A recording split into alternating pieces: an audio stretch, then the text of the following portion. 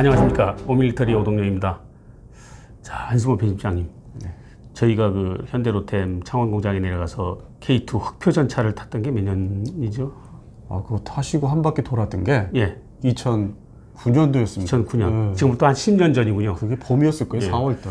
마치 제가 전차 운전, 조종이라고 하죠. 전차 조종은 해본 적도 없는데 그 안에 들어가서 마치 초보 운전사가 슈퍼카를 몬 느낌이라고 할까요? 네, 그때 여기서 저는 밖에서 실제로 주행을 했는데 아마 제가 그냥 이렇게 끌면은 최고 속도로 끌 수는 없으니까 한 20-30km 속도로 좀 끈 것 같습니다. 뭐 기억으로는 그래도 좀 속도가 났었던 예, 속도가 났었죠. 예. 예. 제가 밖에서 지켜봤으니까. 상당히 그 덩치에 비해서 잘 나간다는 느낌을 받았거든요, 제가. 예, 나중에 나올 때는 좀 힘이 들었지만은. 그런데 예. 이제 말씀 들어보니까 경험 일본 그 육상자에 90씩 타셨을 때 네네. 보다도 이게 좀 뭐 제가 보기에 네. 부담이 없었죠. 예, 예. 빠져나오시는 게 예. 별 뭐 저는 뭐 제가 90씩 때는 빠져나오는데 애를 먹었는데 네. 이거는 좀 뭐 도와주기도 하셨지만은 제가 좀 보기에도 잘 나왔습니다. 제 보기에도 뭐 좋았습니다. 예. 어쨌든 지금 그 흑표 전차가 네.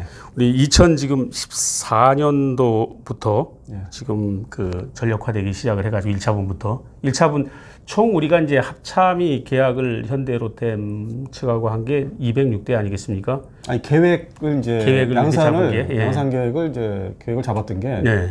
206대인데 현재 일선 부대에 배치되어 있는 게 참 네. 저희 주변에 그 이렇게 퀴즈식으로 여쭤보니까 200대로 알고 계시더라고요. 저는 100대라고 맞췄지 않습니까? 당연히 이제 1차분 전력화한 게 100대다. 당연히 예. 뭐 무경감 저자시기 때문에 네. 그 상당히 잘 기억을 하고 계신데 오히려 2차분. 제 주변 사람들은 뭐 200대로 알고 있대요. 근데 저는 2차분부터 까리까리해지기 시작했어요. 아리까리. 정확히 예. 2차분이 예. 54대인가 이제 제가 네. 뭐 좀 몇 대는 틀릴 수도 있습니다. 근데 네. 54대로 알고 있는데 네. 이제 양산이 들어갔어요. 올해 아, 예, 예. 올 5월 달부터 지금 양산 들어갔다고. 3월부터요? 네, 3월부터. 물론 이제 그 교육사에다 먼저 넘기는 시제품은 예. 양산 단계별로 이제 시제품 비슷한 양산 시제가 있어요. 네네. 작년 12월에 2대가 일단 넘어갔죠. 예, 예. 그리고 이제 3월 달부터 4대씩 만든대요. 한 달이 돼요? 네, 뭐 예. 그건 어느 정도 알려져 있어요. 네. 우리 한 달 그 양산 가능 대수. 예. 그거는 뭐 공개돼 있죠. 자, 우리 오밀리터리 독자 여러분들도 잘 아시겠지만 지금 흑표 전차는 파워팩 문제 때문에 지금 3차 사업이 지금 시작되면서 상당히 이게 지금 저 화두로 떠오르고 있지 않습니까? 우리 지금 국산 그 S&T 중공업에서 만드는 이 파워팩의 그 변속기 부분 이 문제가 해결돼야 지금 그 장착이 되면서 원활한 생산이 될 텐데 이 문제를 지금 업체도 그렇고 업체는 업체 나름대로 기준이 너무 까다롭다. 예. 방사청은 그 예, 기준, 그러니까 합창은 이제 ROC 기준을 이제 FM대로 적용을 하려고 하는 거죠, 이제. 예. 그래서 뭐 그냥 간단히 말씀드려서 네네.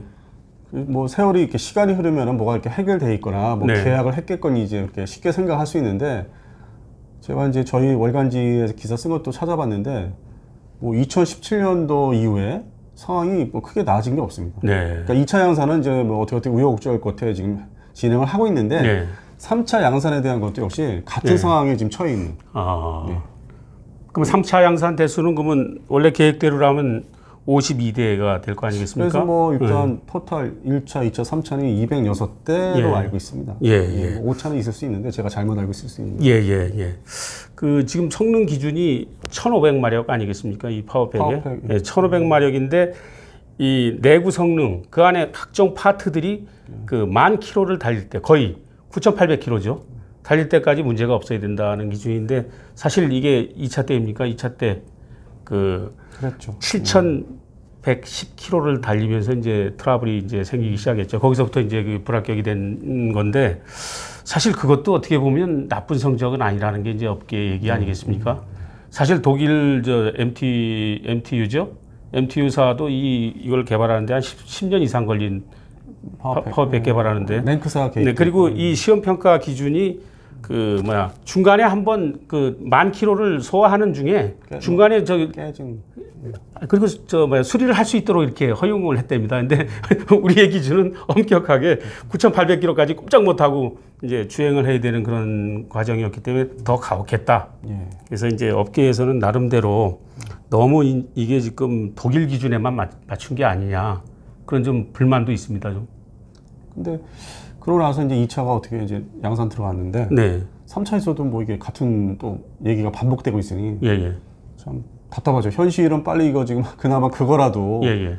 빨리 양산 배치를 해야 되는데 시간이 급한데 물론 처음에 흑표전차의 양산 그 대수를 노렸던 680대까지는 뭐 어림도 없겠지만 그 절반 이하라도 예.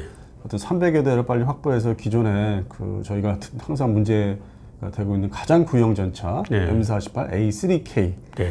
이거라도 빨리 다 없애야 되는데 네. 현실은 뭐 그렇지가 않죠. 지금 현재 최근에 어떤 남북 그 안보 상황이 또 다시 위중한 상태로 지금 접어들고 있는데 오늘 현재도 그렇죠. 근데 우리 최전방이라고 할 수 있는 최전방 부대 중에 하나인 해병 2사단의 전차대대가 그 전에 이제 뉴스가 뭐 잘못 좀 전해진 게 다 문꾸러뜨려서 백령도 유교단하고 함께 다 교체된 걸로 이게 나왔는데 뭐 K1 계열, K1 2원 전차로 근데 뭐 다시 제가 확인을 해보니까 해병 2사단만 M48 A3K를 아직도 유지하고 있습니다.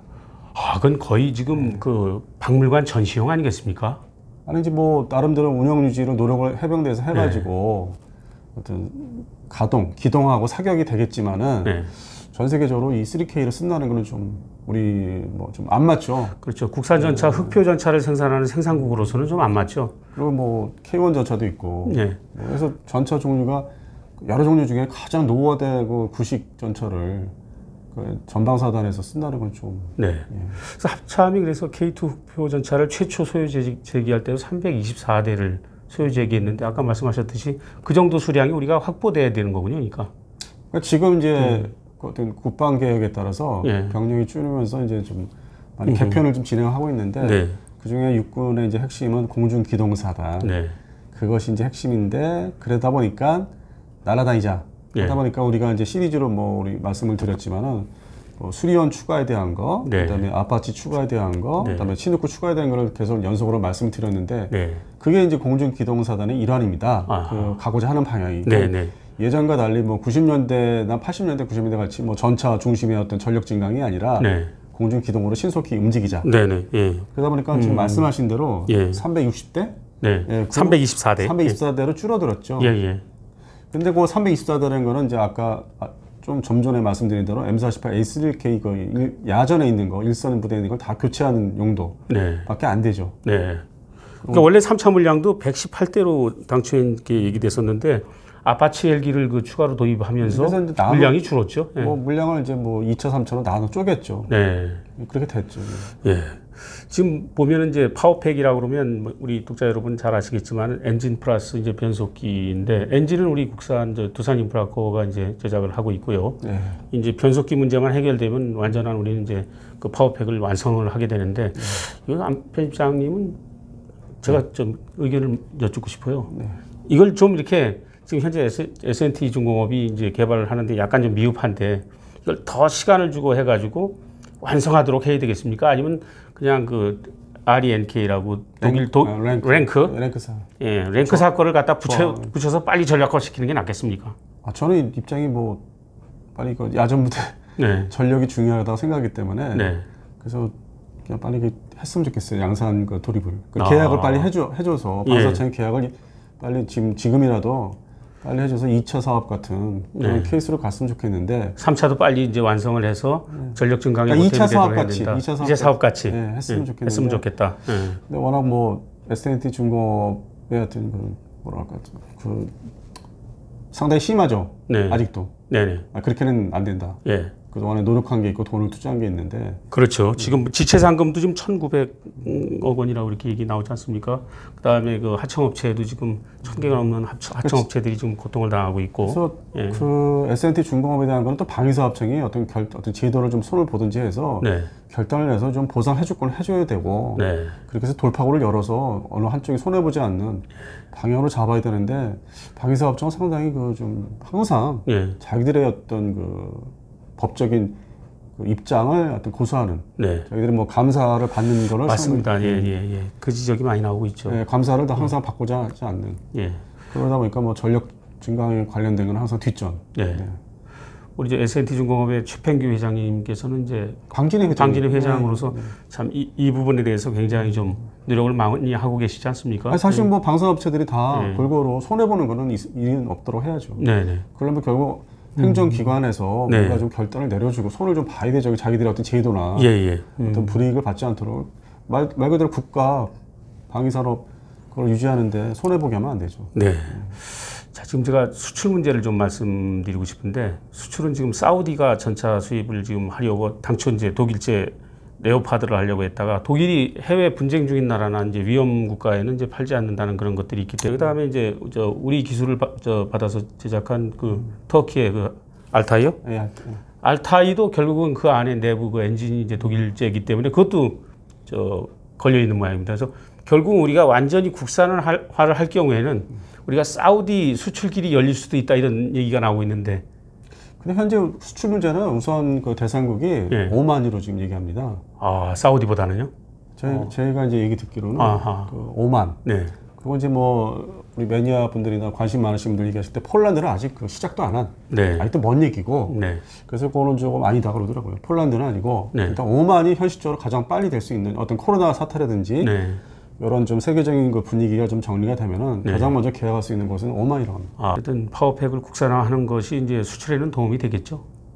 아무래도 이익 관계라든지 그러니까 우리가 수출 문제도 생각을 해야 되고 그다음에 우리 이제 안보 현실도 생각을 해가지고 빨리빨리 전략화하는 것도 필요하고. 사실 우리가 잠수함 사업도 그렇지만은 이런 주요 핵심 부속 들어가는 그 장비가 독일제가 많더라고요. 의외로. 그래서 근데 독일제 장비를 이제 제 시간에 인수를 못해서 이 체계 종합업체에서 하여튼 그 손해 보는 지체 보상 금문이 이어지는 경우가 상당히 많았던 걸로. 특히 잠수함 사업에서. 그 지금 대우 DSME가 그랬던 경우로 지금. 더군다나 이제 후속 잠수함을 하면서 현대중공업 잠수함 사업부도 마찬가지고. 근데 그게 또 업체가 독일 업체더라고. 지금 저 K2 흑표 전차의 경우에는 현대로템이 지금 체계 종합을 하고 있지 않습니까? 체계 종합을 하는 업체로서는 참 속 썩죠, 뭐.